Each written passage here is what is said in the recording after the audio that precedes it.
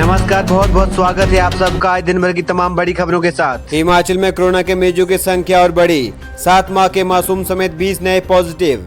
हिमाचल प्रदेश में सोमवार को कोरोना वायरस के 20 नए मामले सामने आए हैं। इसके साथ ही राज्य में कोरोना वायरस के मामलों का आंकड़ा 224 पहुंच गया है। राज्य में कोरोना के 152 सक्रिय मामले हैं। अब तक 65 मरीज स्वस्थ हो चुके हैं, जबकि 5 की मौत हुई है। शिमला जिले में सोमवार को कोरोना वायरस के 4 मामले सामने आए हैं। सुबह चौपाल क्षेत्र के 3 युवक कोरोना पॉजिटिव पाए गए। एसडीएम ठेओ के शर्मा ने बताया कि 19 मई को 9 लोग मुंबई से चौपाल आए थे। प्रशासन की ओर से इन्हें देहा के विश्राम गृह में संस्थागत क्वारंटीन किया गया था। इनमें से 3 लोग पॉजिटिव पाए गए हैं। कोरोना संक्रमित को मशोबरा भेजा जा रहा है। तीनों युवकों में कोरोना के कोई लक्षण नहीं होने के बावजूद भी टेस्ट रिपोर्ट पॉजिटिव आई है। एसडीएम के शर्मा ने बताया कि देहा के विश्राम गृह को पूरी तरह से सील कर दिया गया है। शाम को एक और व्यक्ति कोरोना पॉजिटिव पाया गया है। व्यक्ति जिला शिमला के कोटा खाई का रहने वाला है। व्यक्ति की रिपोर्ट पॉजिटिव आने के बाद स्वास्थ्य विभाग इसे मशोबरा शिफ्ट कर रहा है। जिला निगरानी अफसर डॉक्टर राकेश भारद्वाज ने इस बात की पुष्टि की है। बता दें कि यह व्यक्ति 18 मई को मुंबई से स्पेशल ट्रेन में आया था। इसके बाद व्यक्ति को संस्थागत क्वारंटीन किया गया है। सैंपल लेकर जांच के लिए भेजे गए थे, जिसकी रिपोर्ट पॉजिटिव आई है। इसी के साथ हिमाचल में 5500 स्कूलों को खोलने की तैयारी। शिक्षा मंत्री ने मांगी रिपोर्ट।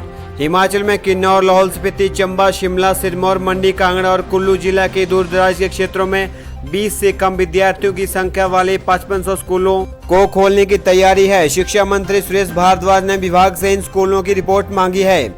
शिक्षा मंत्री सुरेश भारद्वाज ने बताया कि इन स्कूलों में सामाजिक दूरी का पालन करवाना आसान होगा। अभी सभी विकल्पों पर विचार चल रहा है। विद्यार्थियों की अधिक संख्या वाले स्कूलों को खोलने के लिए अलग योजनाएं बनाई जा रही हैं। कक्षावार स्कूल खोले जा सकते हैं और इवन रोल नंबर के आधार पर बच्चे बुलाए जा सकते हैं। इन कक्षाओं को सुबह और शाम की शिफ्ट में खोला जा सकता है। केंद्र सरकार के निर्देशों और हालात को देखते हुए ही आगामी फैसला लिया जाएगा। इसी बीच अगर जून में भी स्कूल बंद रहे तो रेडियो से भी होगी पढ़ाई। जून में भी अगर स्कूल नहीं खुलते हैं तो 9वीं से जमा 2 कक्षा के विद्यार्थियों की दूरदर्शन के साथ रेडियो से भी पढ़ाई शुरू करवाई जाएगी। ऑल इंडिया रेडियो और एफएम शिमला शिक्षा विभाग को 1-1 घंटे के 2 स्लॉट देने को तैयार है। रेडियो से पढ़ाई करवाने के लिए भी विभाग ने कंटेंट भी तैयार कर लिया है। पूर्व की तरह व्हाट्सएप ग्रुप और एसएमएस से भी पढ़ाई जारी रहेगी। दूरदर्शन पर भी रोजाना सुबह 10 बजे से दोपहर 1 बजे तक क्लास लगाई जाएगी। हिमाचल में इस सप्ताह घोषित हो सकती हैं बिजली की नई दरें। हिमाचल में इस सप्ताह बिजली की नई दरें घोषित हो सकती हैं। राज्य विद्युत नियामक आयोग ने उपभोक्ताओं के सुझावों और आपत्तियों के आधार पर रिपोर्ट लगभग तैयार कर ली है। बिजली बोर्ड ने 8.5% की दर से दरों में बढ़ोतरी करने का प्रस्ताव फरवरी में भेजा था। मार्च में कोरोना वायरस के चलते हालात बदल गए हैं। ऐसे में इस साल बिजली की दरें बढ़ने के आसार बहुत कम है। हालांकि बोर्ड के इस घाटे को किस तरह पूरा किया जाना है, इसको लेकर भी आयोग मंथन कर रहा है। ऐसे में कोरोना वायरस की मार झेल रही जनता पर क्या आर्थिक बोझ बढ़ेगा या इस साल बिजली की दरों में राहत मिल जाएगी, इसका खुलासा इस सप्ताह के अंत में होने की संभावना है। इसी के साथ दूसरे राज्यों से लौटे हिमाचली कामगारों को रोजगार देगी सरकार। देश भर में लॉकडाउन के बाद बाहरी राज्यों से लौटे हिमाचली कामगारों को रोजगार दिलाएगी। काम की उम्मीद के साथ हिमाचल लौटे ऐसे कामगारों का डाटा बैंक सरकार अपने पास ऑनलाइन सुरक्षित रखेगी। प्रदेश मंत्रिमंडल की बैठक में राज्य सूचना प्रौद्योगिकी विभाग की विकसित नई एप्लीकेशन स्किल रजिस्टर को मंजूरी दे दी गई है। इस एप्लीकेशन को मुख्यमंत्री जयराम ठाकुर शीघ्र ही लॉन्च करने वाले हैं। लॉकडाउन के बाद करीब 1.5 लाख कामगार हिमाचल लौटे हैं और उनको अब रोजगार की भी तलाश है। इस एप्लीकेशन के तैयार होने से विभाग, उद्योग, पर्यटन, होटल सहित कई अन्य संस्थानों की जरूरत पूरी हो सकेगी। हिमाचल आए कामगारों में कुशल, अर्धकुशल और अकुशल कामगारों के अलावा प्रदेश के अन्य बेरोजगार नौकरी में उन्नति चाहने वाले भी पंजीकरण करवा सकेंगे। सूचना प्रौद्योगिकी विभाग के प्रधान सचिव जगदीश चंद्र शर्मा ने बताया कि विभाग ने स्किल रजिस्टर एप्लीकेशन तैयार कर दी है। इसकी प्रस्तुति दी जा चुकी है। नौकरी के लिए मोबाइल फोन से सीधे स्किल रजिस्टर एप्लीकेशन के माध्यम से कोई भी पंजीकरण करवा सकता है। पहले चरण में नौकरी पाने के लिए पंजीकरण कर पाएंगे। इनमें पंजीकरण करवाने वाले को शैक्षणिक योग्यता, व्यावसायिक अनुभव, स्किल डेवलपमेंट की जरूरत जैसे जानकारी देनी होगी। इसके बाद एसएमएस से पंजीकरण की सूचना मिलेगी। दूसरे चरण में सारा डाटा सरकार के पास ऑनलाइन पहुंच जाएगा। कामगार किस श्रेणी का है और किन क्षेत्रों में नौकरी के लिए पंजीकरण करवाया है। तीसरे चरण में नौकरीदाता को एप्लीकेशन में अपना पंजीकरण करवाना होगा। चौथे चरण में नौकरीदाता जिस क्षेत्र की कंपनी होगी उसे उसी क्षेत्र में अनुभव रखने वाले कामगारों की सूची दिखाई देने लगेगी। पसंद के कामगारों को नौकरी दी जा सकेगी। इसके लिए आपको नीचे दिए गए लिंक को फॉलो करना पड़ेगा। इस वीडियो की डिस्क्रिप्शन में वेबसाइट का लिंक दे दिया गया है। इसी के साथ निजी ऑपरेटर नहीं माने तो परिवहन निगम चला सकता है अतिरिक्त बसें।